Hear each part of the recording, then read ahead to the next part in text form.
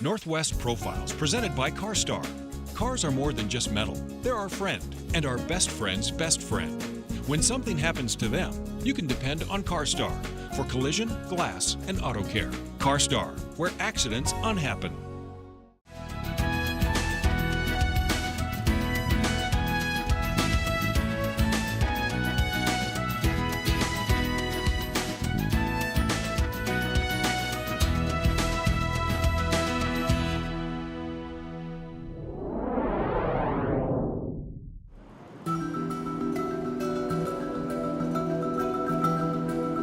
The wall in Washington, the Vietnam Veterans Memorial, started by Jan Scruggs back in 1982, originally was for remembering all the people that died in Vietnam. A number of years later, 1996, it became evident that a lot of people couldn't make it to Washington, and we made a traveling version of the wall, half-scale replica, that we travel all over the country with, just so people can come and have time to find names, see loved ones in their local community. It's important. It gives them a chance to pay respect to the people who died in Vietnam that we didn't get when we came back.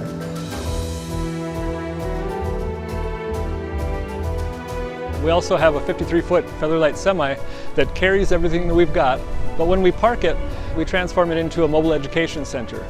It's got many things to look at, items indicative of the era, samples of things that were left at the wall in Washington, many letters that are so amazing to read. So it's a multi-purpose vehicle. When we're done, it all fits inside and we travel on to the next place. Since 1996, so a little over 20 years, we've been to over 400 stops. It keeps growing in popularity every year, so now we're doing up to 42 stops a year. Trucking companies all over the country volunteer to haul us, and they do it no cost whatsoever.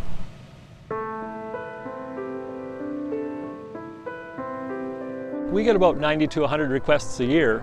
There's a lot of criteria that goes along with it. The wall is 250 feet long, so we need a football field's worth of space to present it. The local community provides all the volunteer support staff. We have to have 4 or 5 people per shift, 24 hours a day, 20 people to help set up the wall, take down the wall. We get great local help to come out. Everybody's always all in, you know. They know what they're coming for. For people to come down to the wall, it's just a great experience. You walk up to the wall with somebody, just chatting along the way, you find that name and then you see them break down, and I always ask, who was that to you?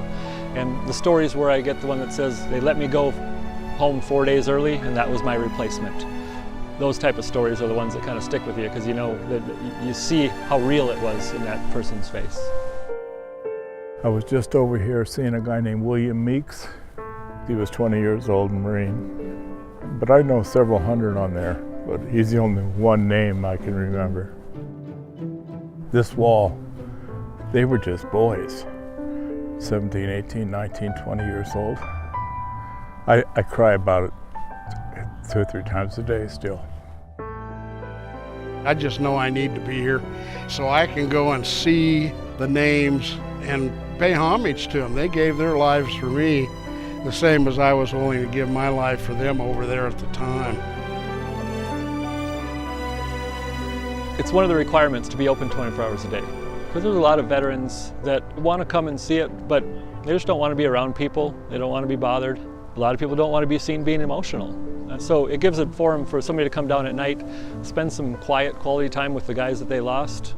A lot of emotions come out, and it's hard a lot of times, but that's the first step to healing somebody. I brought my boys here today to just witness something that I felt wasn't spoken about enough, and to let them honor and see all the people that sacrificed for our freedom. We want to teach the younger generations about the sacrifice and about the things that these guys did for us or for just people in general. My grandpa served here, but he didn't die. But I like to see people that have sacrificed their lives for our country, because some people don't have the courage to die for something or for the country, and all these people did.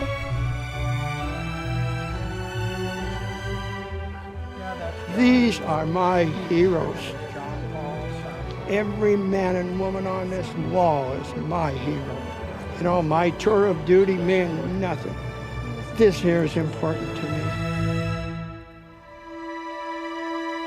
Having people come down, teaching them about it, and having them share stories, it's a big part of it for us.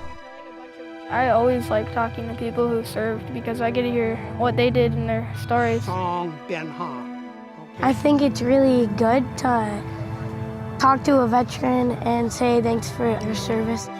It's good to meet them and learn about what they did because they don't teach you that in school. And you need to learn about it because it's history about what happened in your country and why we're part of a free country and we're still standing here today. I just don't want the people that died, I don't want their sacrifice forgotten. So I just want to keep that memory alive and let my kids know that it's really costly what we have today in our country. They were all beautiful men. They were all somebody's husband, somebody's child, somebody's dad, and they cared about our country. And they're the strongest, most dedicated people that I've ever met in my life.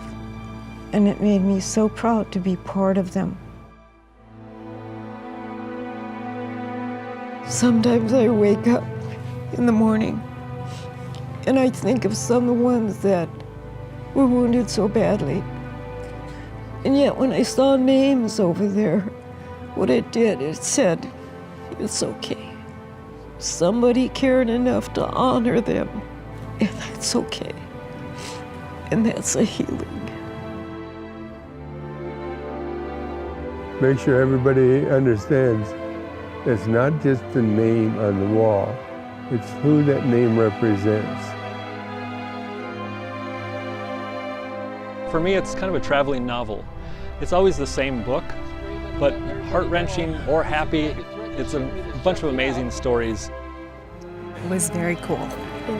It was amazing. It was amazing. It was the best experience of my life. God bless America.